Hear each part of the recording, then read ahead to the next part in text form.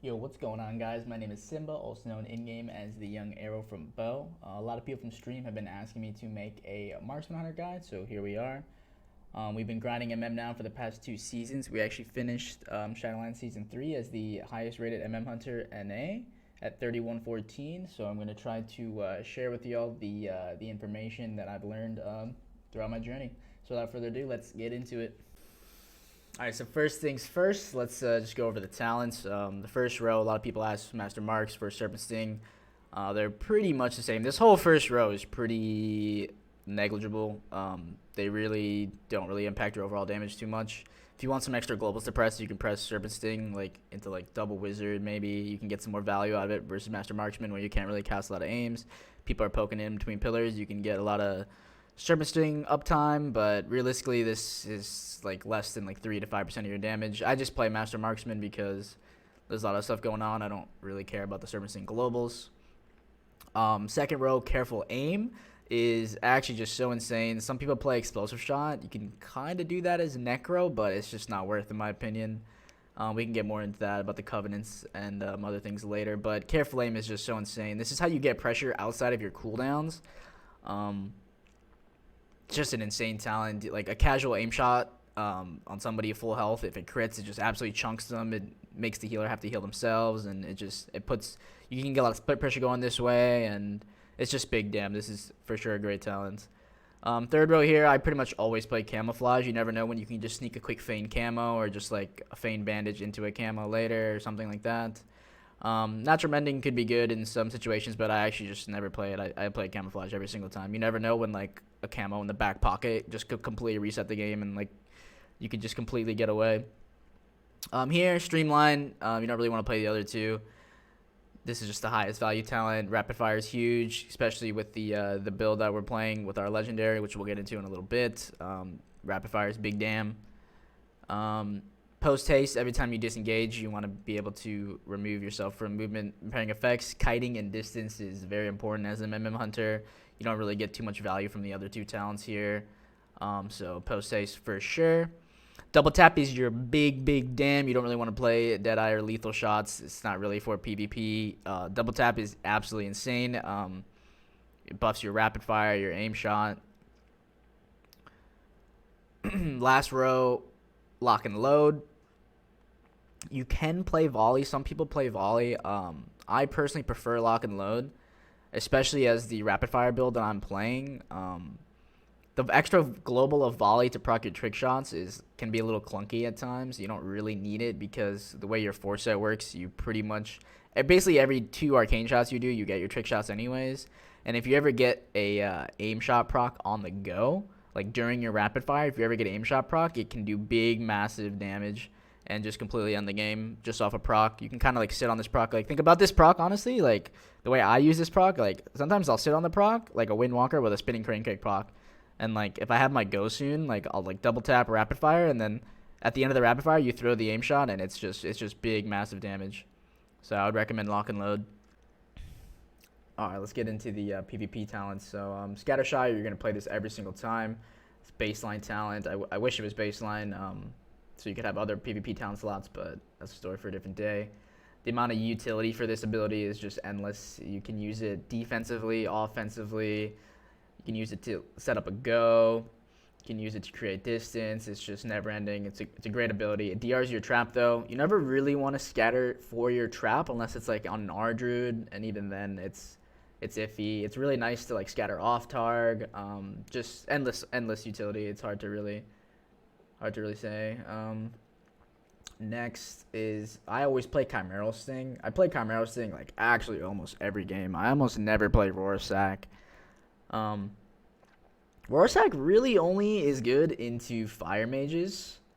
In 2v2 you can also play it into Windwalker monks because it kind of screws their Kiefer. But I honestly don't even do that under in the low MMR.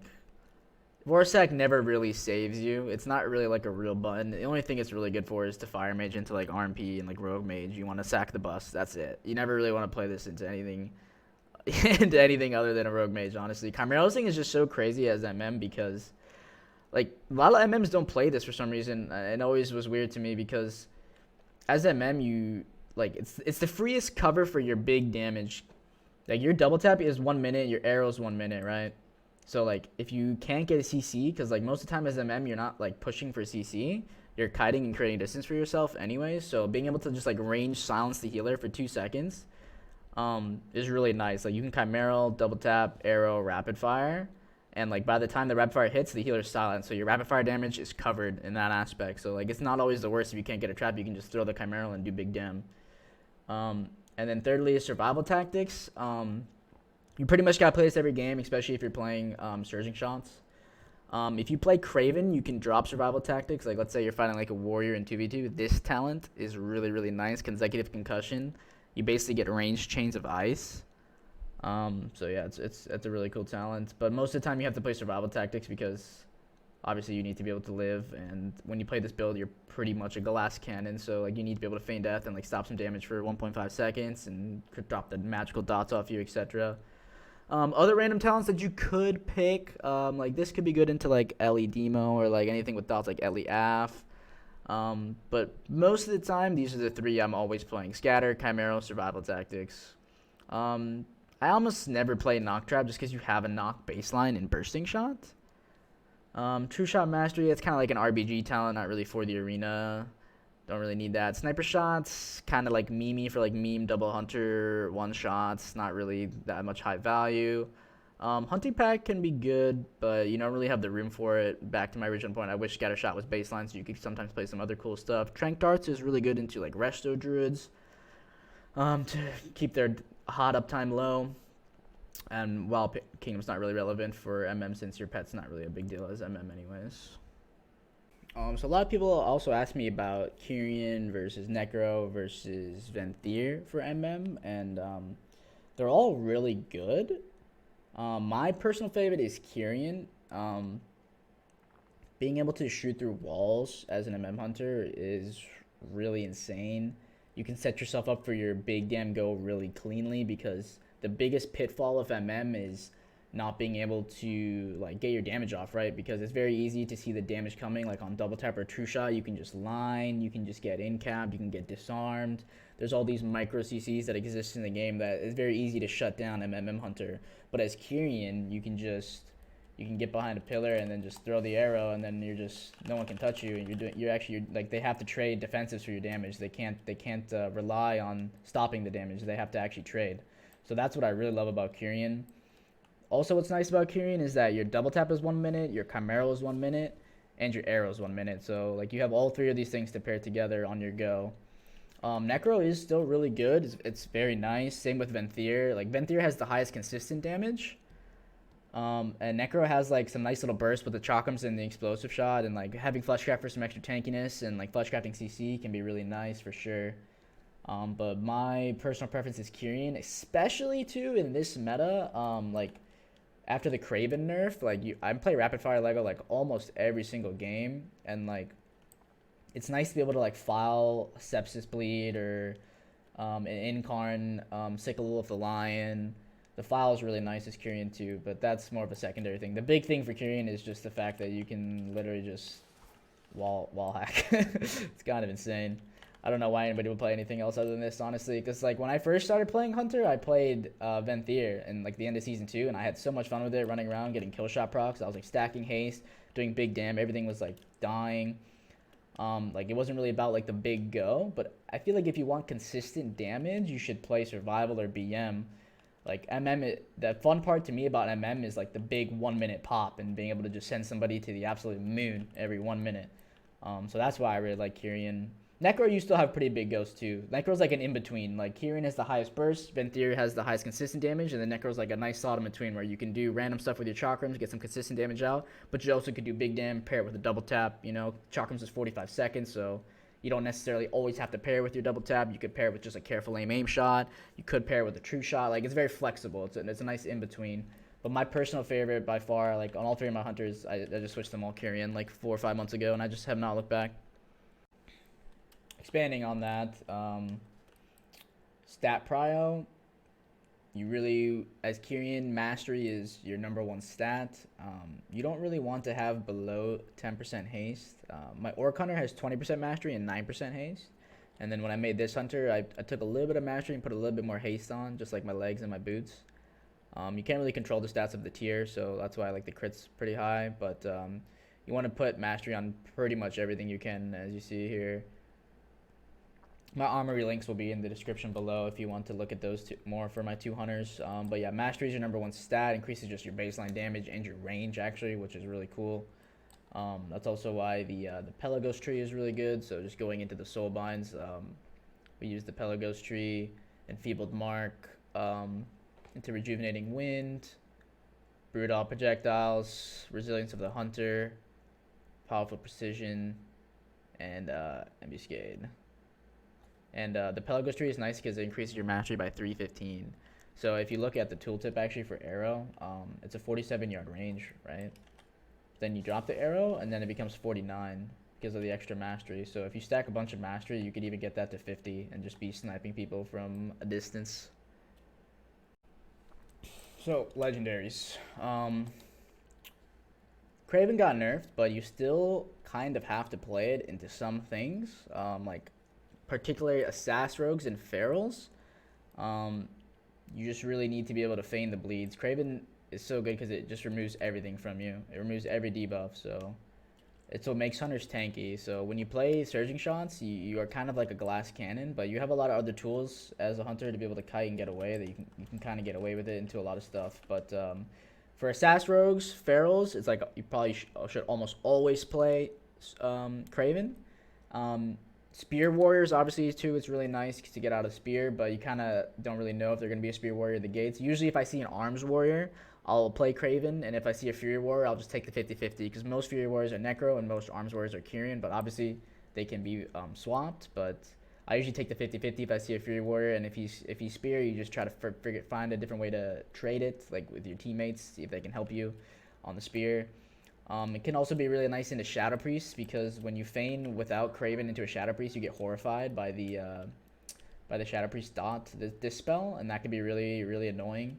So it might be worth to play into Shadow Priest. I mean, most time you fight Shadow Priest too, it'll probably be like S Priest Rogue or like S Priest with another caster. If I fight S Priest Rogue, I'll play Kraven. If I fight S Priest another caster, I probably won't. I'll probably just try to get away with it and do big damn. Try to end the game with surging shots.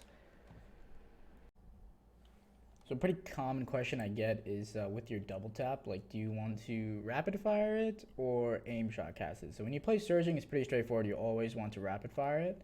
But when you play Kraven, it's kind of situational with the Kraven.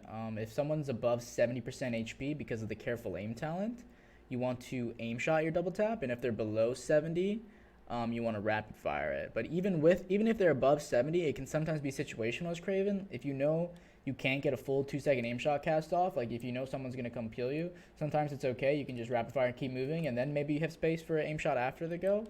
But it's pretty situational. But general blanket sentence statement, whatever, is Kraven, aim shot your double tap above 70, rapid fire, legendary, just rapid fire it every single time. Okay, so pets.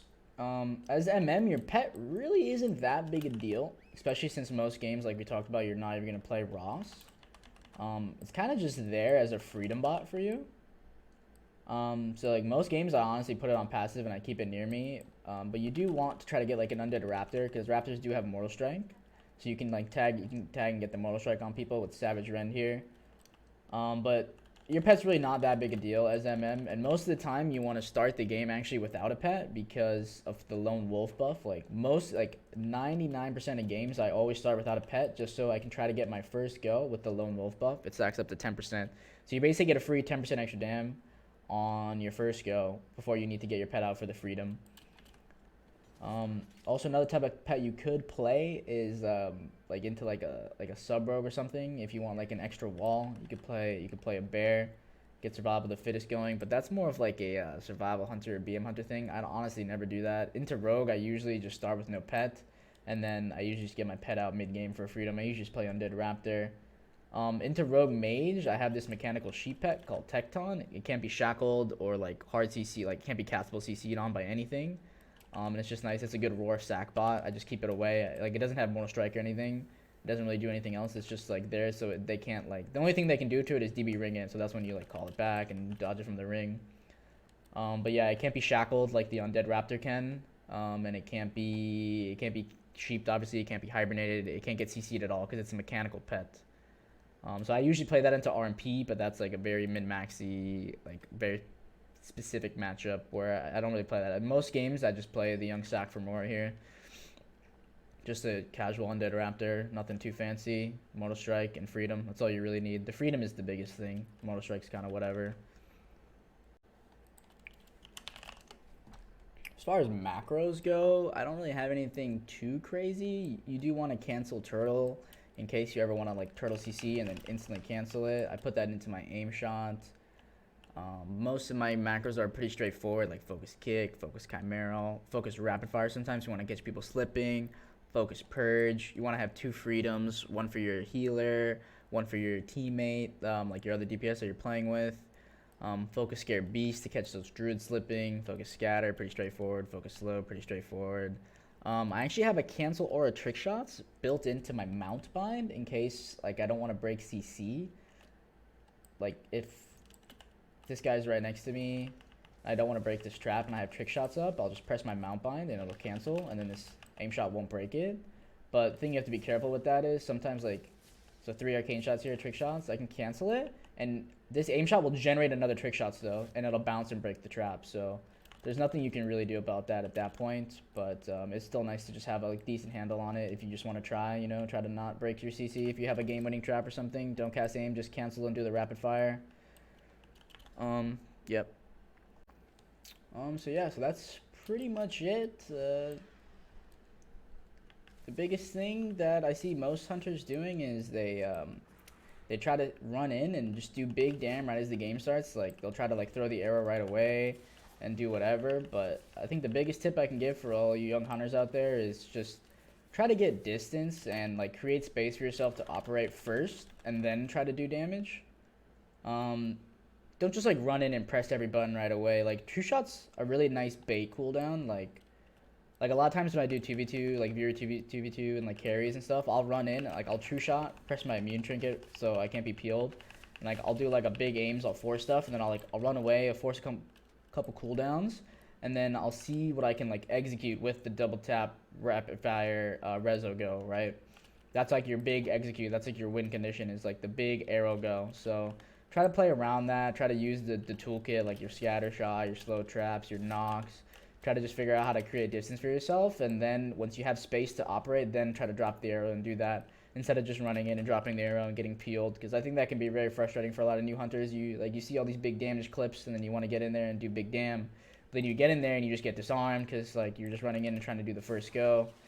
And a lot of the times like hunter is a control class too at the end of the day, while also having this massive burst. You want to use all your toolkit to the max potential and just try to get a lot of distance first and some room to operate in. So yeah, that's pretty much the general guide for MM Hunter in Arena. If you guys have any questions, be sure to check out my Twitch. We go live every night, link in the description. Be sure to subscribe here as well if you feel like it. Going to get out a lot more videos coming here soon on some specific matchup guides, some random Beer 2s highlights, and probably some 3v3 gameplay. Thank you guys for watching. Peace out.